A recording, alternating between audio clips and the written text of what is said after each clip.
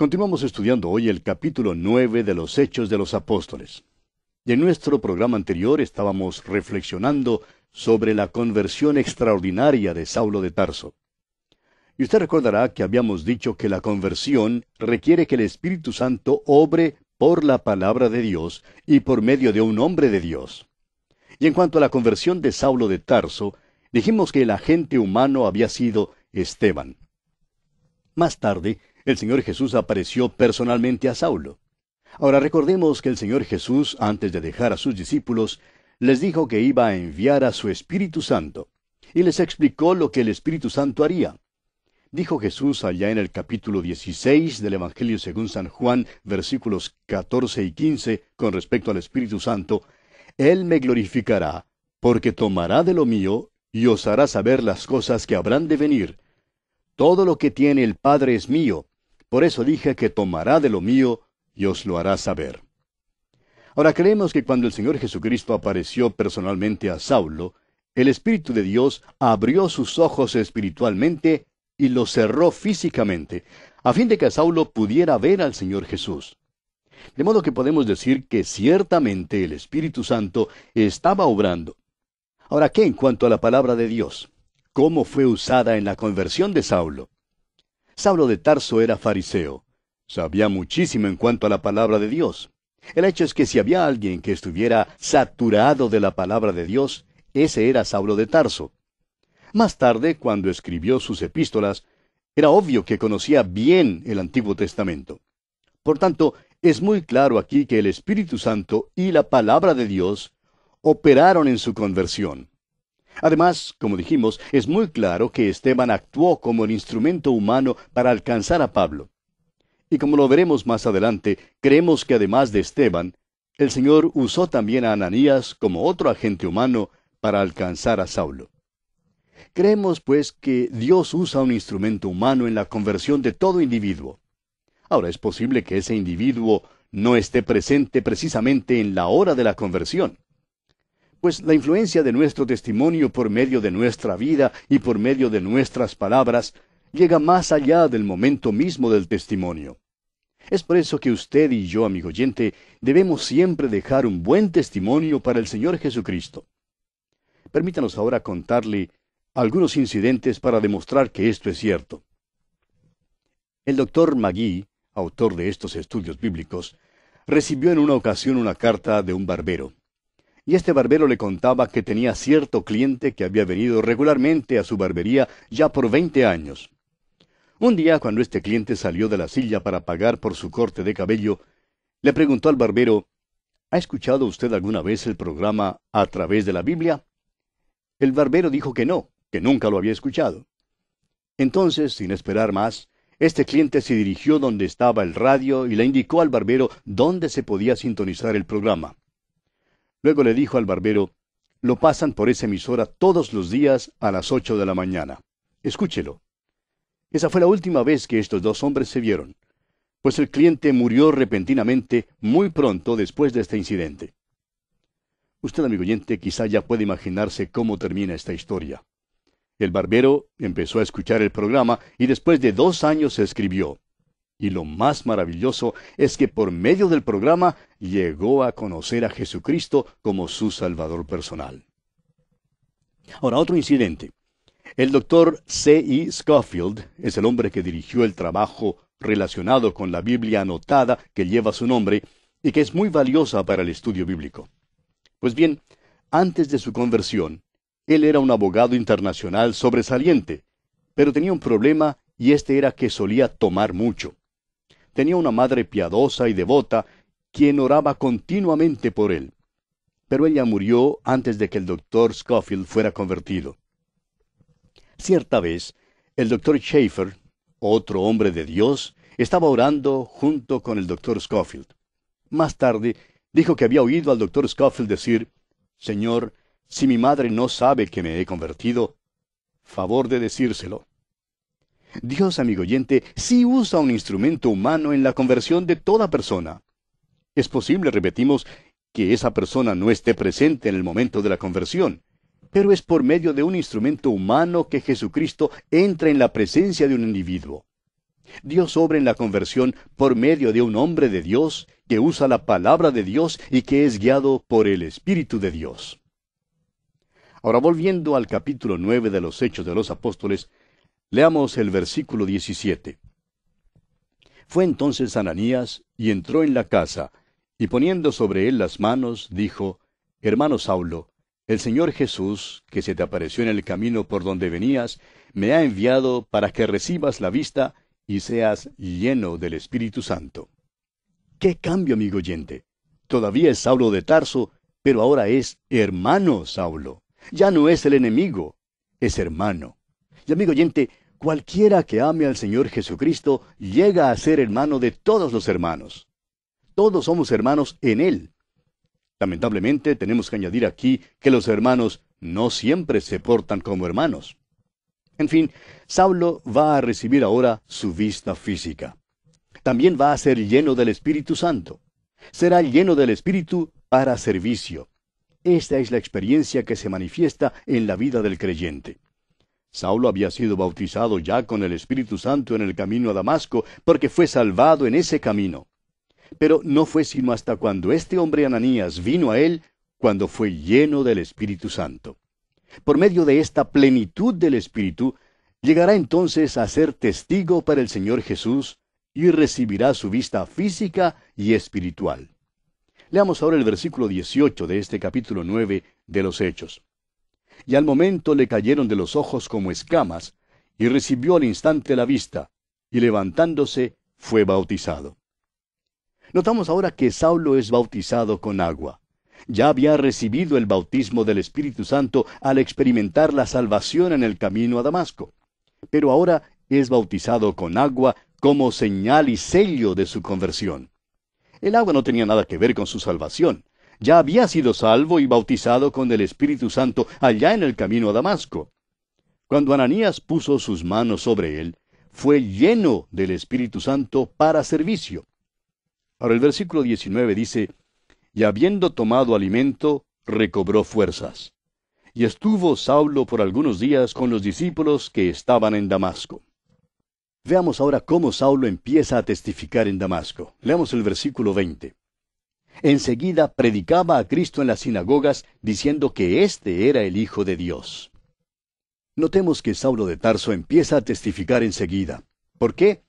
Porque es lleno del Espíritu Santo. Empezó a predicar en la sinagoga y a decir que Cristo es el Hijo de Dios. Amigo oyente, es necesario que usted sepa quién es Cristo antes de poder creer en lo que Él hizo. Él murió por sus pecados. Es precisamente porque Él es el Hijo de Dios que le fue posible morir por sus pecados. No me fue posible a mí morir por sus pecados. No le es posible a usted morir por los míos. Ni tampoco puedo morir yo por los míos. Ningún ser humano puede hacer eso. Fue Cristo Jesús, el Hijo de Dios, quien tuvo que morir por sus pecados y los míos. Por tanto, Saulo empezó a predicar que Cristo es el Hijo de Dios. Eso es lo primero que es necesario saber. Continuemos ahora leyendo los versículos 21 y 22 de este capítulo 9 de los Hechos. Y todos los que le oían estaban atónitos y decían, ¿no es este el que asolaba en Jerusalén a los que invocaban este nombre, y a eso vino acá, para llevarlos presos ante los principales sacerdotes? Pero Pablo mucho más se esforzaba y confundía a los judíos que moraban en Damasco, demostrando que Jesús era el Cristo. Ahora, la palabra Cristo significa el Mesías. Y parece que Saulo confundió a los judíos al predicar tal cosa. Saulo de Tarso es el número 1, o sea, la primicia en muchos departamentos. Es el número 1 en sufrir y el número 1 como misionero. Y creemos que también es número 1 en cuanto a su cociente intelectual, pues estamos convencidos que era un hombre muy inteligente. Esto lo demuestra al poder confundir a aquellos que trataron de atacarle intelectualmente.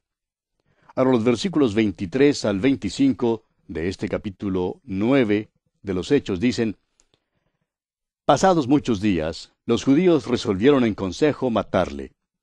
Pero sus acechanzas llegaron al conocimiento de Saulo, y ellos guardaban las puertas de día y de noche para matarle. Entonces los discípulos, tomándole de noche, le bajaron por el muro, descolgándole en una canasta. Cuando los judíos no pudieron ganar por medio de argumentos, hicieron entonces uso de otra táctica, y esa fue la simple eliminación del enemigo. Estamos seguros que debe haber sido una experiencia muy espeluznante haber sido bajado por el muro colgando en una canasta. Sin embargo, nunca leemos en ninguna parte del Nuevo Testamento que Pablo diera alguna conferencia titulada "Por el muro colgando en una canasta". No hay ningún registro de tal cosa, y eso debe servir de lección para muchísimos hoy en día que negocian en lo sensacional. Aquí está un hombre que ha tenido una experiencia extraordinaria, pero no va a todas partes del Imperio Romano hablando de cómo se escapó por el muro en una canasta. Bien pudo haberlo hecho, pero tiene algo mucho más importante que presentar. Necesitamos, amigo oyente, aprender a nunca dejar que nuestra experiencia impida que Cristo sea presentado. Nunca debemos dejar que nuestra persona impida que Cristo se vea. A veces oímos una oración que se supone muy piadosa. Dicen, esconde al predicador tras la cruz. Amigo oyente, esa no es la oración que se debe elevar. Debemos orar así: ayuda al predicador a presentar a Cristo de tal manera que el Espíritu de Dios pueda tomar las cosas de Cristo y revelárnoslas. Ayúdale a presentar a Cristo. Eso fue lo importante para Saulo. Ha sido lo importante por 2 milenios. Y es todavía hoy lo más importante. Veamos ahora cómo Saulo es perseguido en Jerusalén. Leamos el versículo 26 de este capítulo 9 de los Hechos. Cuando llegó a Jerusalén, trataba de juntarse con los discípulos, pero todos le tenían miedo, no creyendo que fuese discípulo. Creían que esto era una decepción por parte de Saulo de Tarso. Se imaginaban que Saulo quería solo infiltrarse entre ellos como un gusano traidor. Después de todo, les había perseguido y ellos tenían experiencias con los que trataban de introducirse en las asambleas de esta manera. Probablemente habían oído acerca de Simón el mago y de las tácticas que él empleaba en Samaria. Ahora el versículo 27 continúa diciendo, entonces Bernabé, tomándole, lo trajo a los apóstoles y les contó cómo Saulo había visto en el camino al Señor, el cual le había hablado, y cómo en Damasco había hablado valerosamente en el nombre de Jesús. Cuán buen hermano era Bernabé, hijo de consolación y solaz. Ahora Bernabé se hace responsable de Saulo, se le acerca y le favorece. ¡Qué bendición fue Bernabé para Saulo! Y aquí vemos un ministerio que todavía es necesario hoy en día. ¡Qué bendición ha sido esto a muchos cristianos! ¡Cuánto necesitamos favorecer a algún nuevo convertido y ayudarle en la fe! Ahora el versículo 28 dice, y estaba con ellos en Jerusalén, y entraba y salía. Notamos aquí que por fin aceptan a Saulo en la asamblea en Jerusalén, y él se asocia allí con los discípulos. Continuemos con el versículo 29. Y hablaba denodadamente en el nombre del Señor, y disputaba con los griegos, pero éstos procuraban matarle. Ahora estos no eran realmente griegos, sino israelitas que habían sido criados fuera de Israel en alguna parte del mundo griego. El testimonio de Saulo fue tan poderoso que ellos concluyeron que la única manera de acabar con él era matándolo. Ahora, versículos 30 y 31 de los Hechos, capítulo 9, dicen, cuando supieron esto los hermanos, le llevaron hasta Cesarea y le enviaron a Tarso. Entonces las iglesias tenían paz por toda Judea, Galilea y Samaria, y eran edificadas andando en el temor del Señor, y se acrecentaban fortalecidas por el Espíritu Santo. Aquí vemos a Saulo volviendo a su pueblo natal. Probablemente volvió a su casa y nos imaginamos que contó a su padre, a su madre, a sus hermanos y hermanas y otros parientes acerca del Señor Jesucristo. Pero en realidad no sabemos nada en cuanto a ellos porque Saulo nunca habla acerca de ellos. Mientras tanto, la iglesia seguía creciendo. El Evangelio llegó a Judea, a Galilea y a Samaria, y dentro de poco comenzará a ir hasta lo último de la tierra. Permítanos, amigo oyente, volver atrás por un momento. Para ser exactos, mejor es que no digamos que no sabemos nada en cuanto a los parientes de Pablo, porque en la carta a los Romanos, capítulo 16, versículo 7, él escribe, saludad a Andrónico y a Junias, mis parientes. Y en la misma carta a los Romanos, capítulo 16, el mismo versículo 7, dice, saludad a Herodión, mi pariente. Esto nos dice que algunos de sus parientes también llegaron a ser creyentes en Cristo Jesús. Además, es muy posible que el versículo 13 del capítulo 16 de esa misma epístola a los Romanos se refiera a su madre y a su hermano al decir, saludad a Rufo, escogido en el Señor, y a su madre y mía. Pasemos ahora a un pasaje que describe el ministerio de Pedro en Lida y en Jope. Leamos los versículos 32 al 35 de este capítulo 9 de los Hechos. Aconteció que Pedro, visitando a todos, vino también a los santos que habitaban en Lida. Y halló allí a uno que se llamaba Eneas, que hacía 8 años que estaba en cama, pues era paralítico. Y le dijo Pedro, Eneas, Jesucristo te sana, levántate y haz tu cama. Y enseguida se levantó, y le vieron todos los que habitaban en Lida y en Sarón, los cuales se convirtieron al Señor. Pedro era un apóstol y tenía los dones de un apóstol. Ahora el versículo 36 dice, había entonces en Jope una discípula llamada Tabita, que traducido quiere decir Dorcas. Esta abundaba en buenas obras y en limosnas que hacía. Esta mujer prestaba un servicio social. Ese era su don. Este era uno de los dones del Espíritu Santo, es decir, tenía el don de costura. Ahora algunos dirán, ¿quiere usted decir que la costura es un don del Espíritu Santo? Así es, amigo oyente. Así lo era para esta mujer. Muchos hoy en día buscan algún don excitante como el de hablar en lenguas, por ejemplo. Permítanos sugerirle un don que es práctico. Le digo bondadosamente y con mucho cuidado, mi querida hermana, aprenda a coser. La costura era el don de esta mujer. Dudamos que jamás se parara para hablar en una convención de damas ni enseñara en la clase de las damas. No creemos que jamás tuviera la oportunidad porque ella era una de las primeras santas, pero sí se ocupaba en hacer muchas cosas maravillosas. Y fíjese usted lo que ocurre aquí en el versículo 37. Y aconteció que en aquellos días enfermó y murió. Después de lavada, la pusieron en una sala.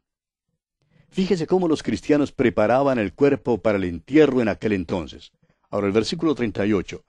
Y como Lida estaba cerca de Jope, los discípulos, oyendo que Pedro estaba allí, le enviaron 2 hombres a rogarle, no tardes en venir a nosotros. Enviaron palabra de Jope a Lida, de que una maravillosa mujer en la iglesia en Jope había muerto. Al parecer creían que Simón Pedro la podría levantar de los muertos. Por lo menos le mandaron a decir que viniera. Ahora el versículo 39 de este capítulo 9 de los Hechos dice, levantándose entonces Pedro, fue con ellos, y cuando llegó, le llevaron a la sala, donde le rodearon todas las viudas, llorando y mostrando las túnicas y los vestidos que Dorcas hacía cuando estaba con ellas. ¿Notará usted que fueron las viudas las que participaron en esta exhibición de modas? Todas sacaron a lucir los vestidos que ella les hacía. Ahora, ¿por qué hicieron esto las viudas? Simplemente porque eran pobres. No podrían haber tenido ningún vestido si no fuera porque Dorcas se los hacía. Ella había cosido ropa para ellas. En esto consistía su ministerio. Este fue su don del Espíritu Santo, amigo oyente. Continuemos con los versículos 40 y 41 de este capítulo 9 de los Hechos. Entonces, sacando a todos, Pedro se puso de rodillas y oró, y volviéndose al cuerpo dijo, Tabita, levántate. Y ella abrió los ojos, y al ver a Pedro, se incorporó. Y él, dándole la mano, la levantó. Entonces, llamando a los santos y a las viudas, la presentó viva. Aquí tiene usted un ejemplo del ejercicio de un don de un apóstol, un don que fue acompañado por una señal. El libro de los Hechos de los Apóstoles es el libro histórico de la Iglesia. Relata el ministerio de Simón Pedro, quien era apóstol, y de Pablo, quien también era apóstol. Simón Pedro era ministro en su propio pueblo, y sin embargo es el que abriría la puerta para los gentiles. Saulo de Tarso, por otra parte, llegó a ser el apóstol Pablo y el apóstol a los gentiles. Ambos levantaron a los muertos. Es muy posible que levantaran a otros, pero el registro declara que los dos levantaron por lo menos a una persona de los muertos. Estos hombres tenían los dones de un apóstol, es decir, dones que fueron acompañados por señales.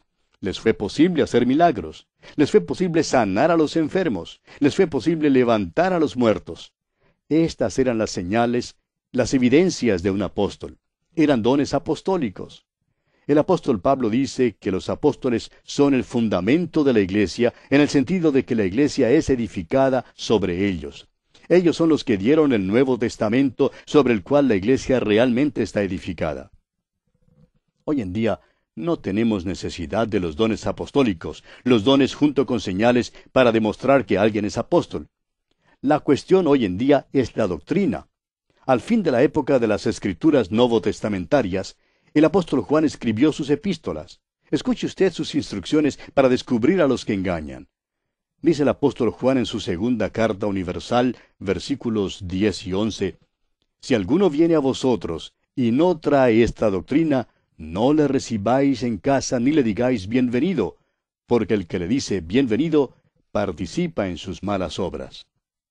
Hacia el fin del ministerio del apóstol Pablo, la Escritura indica con toda claridad que Pablo no ejerció el don de sanar cuando estaba con los que se encontraban enfermos.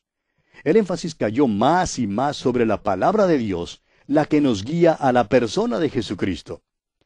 Ahora, esto no quiere decir que Dios ya no sana las enfermedades. Quiere decir, en cambio, que los dones con señales ya no son necesarios para poder autenticar el Evangelio ni para autenticar un apostolado. Leamos ahora los versículos 42 y 43, versículos finales de este capítulo 9 de los Hechos. Esto fue notorio en toda Jope, y muchos creyeron en el Señor. Y aconteció que se quedó muchos días en Jope, en casa de un cierto Simón, curtidor. Un curtidor toma pieles y las abreva en ácido, y realmente lo que resulta es que el aire en tal parte se vuelve muy pestilente. Ahora, aquellos que han tenido la oportunidad de ir a Israel, a la Tierra Santa, y han podido visitar a Jope, han podido ver el lugar donde Simón Pedro se quedó, y es posible que sea este el mismo cuarto. Nos dicen que Jope es un pueblo algo pintoresco a la orilla del agua, y esta casa está en la ribera. La casa parece ser lo suficientemente vieja como para haber estado allí por mucho tiempo. Este, pues, es el lugar donde Simón Pedro se quedó por muchos días. Y así concluye el capítulo 9 de los Hechos de los Apóstoles. Llegamos ahora al capítulo 10. Y en este capítulo tenemos la conversión de Cornelio, el centurión romano. El capítulo 10 continúa el relato iniciado en el capítulo anterior acerca del ministerio de Simón Pedro. Más tarde la historia continuará con el ministerio del apóstol Pablo. Ahora, aunque Pablo es llamado el apóstol a los gentiles, no debemos olvidar que fue Pedro quien abrió las puertas para los gentiles. Veamos pues el primer versículo de este capítulo 10 de los Hechos. Había en Cesarea un hombre llamado Cornelio, centurión de la compañía llamada La Italiana.